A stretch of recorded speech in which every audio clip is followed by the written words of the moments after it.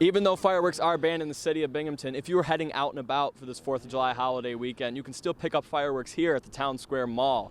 Brooke, I talked to a lot of travelers today around Broome County, and they tell me they are concerned. They don't know how much more they can afford, and this is the highest they have ever seen gas prices. Here at 07 Racing Collectibles, they have everything needed for a NASCAR race day.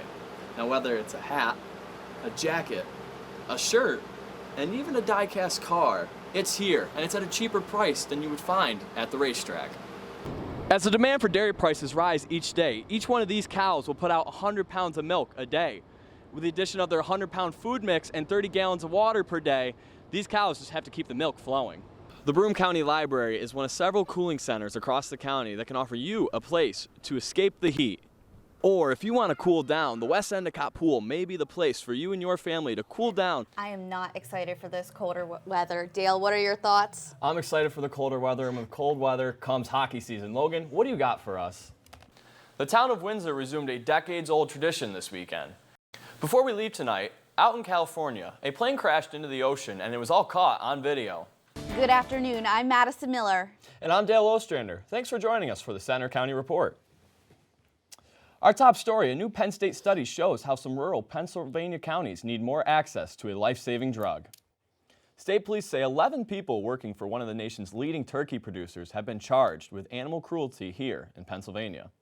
The Mount Nittany Health System Board has approved a $350 million expansion set to begin next summer. 07 Racing Collectible is a NASCAR store that's been in Enwell for 29 years. Everybody's looking for something different, and everybody has their own favorites, so try and stock stuff for everybody. Here at 07 Racing Collectibles, they have everything needed for a NASCAR race day. Now, whether it's a hat, a jacket, a shirt, and even a die-cast car, it's here, and it's at a cheaper price than you would find at the racetrack. Well, most of the product that we have that's available at the track, my prices are a little bit better because we don't have to pay the fee that they pay to set up at the track. Schwartz found his passion for NASCAR and selling apparel through his friends. I've always been into racing, and I started collecting stuff myself, and then everybody asked me where I was getting it and get them some, so I just started doing it myself. If selling apparel for 29 years wasn't enough, Schwartz started his love for racing with his own stock car and had one huge highlight that stands out in his career. Well, all those pictures are different years of cars I had at Shangri-La Speedway. This one right here is when J.D. McDuffie drove my car the night before Watkins Glen when he got killed. He was in a celebrity race at Shangri-La Speedway, and he won the race with my car. So that was quite neat. Racing is a part of Schwartz's blood and is a passion he needs to share with others. We're getting older, and eventually we'll retire, but it's something I just love doing, so continue to do it. I don't know what I'd do if I didn't do this. Getting old has never stopped a true racer from slowing down, and Tom Schwartz is no different. At Whitaker Farms in Whitney Point, Brock Whitaker has stayed true to the family business and continued with the dairy farming.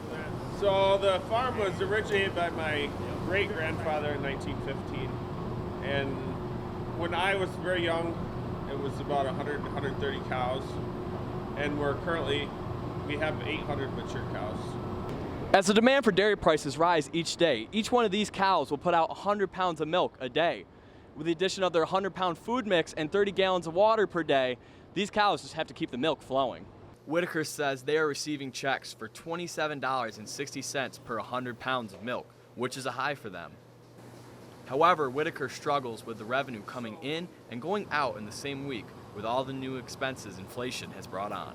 Input costs and cost of machinery and labor is hugely our big expense that has gone way up. Just inflation. We've had to give cost of living raises, and just it costs them so much to get to work, and they have to buy food, and it's a vicious cycle. Everything goes up. Everything's up for us too.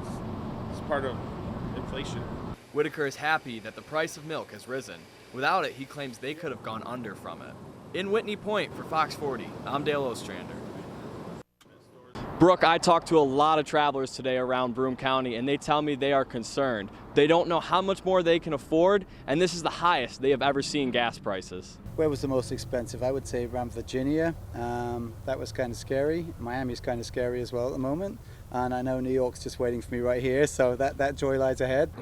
Travelers pulled into the Southern Tier New York Welcome Center coming from all parts of the country and Canada, including drivers like Angus Cosgrove. So I'm driving from Miami, or have been, from Miami to on my way up to Brushton today for the last 3 days.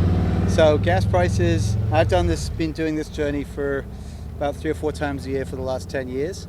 And hands down, this last journey, the gas has been the most expensive. Cosgrove is heading to the North Country and is preparing for it to get worse.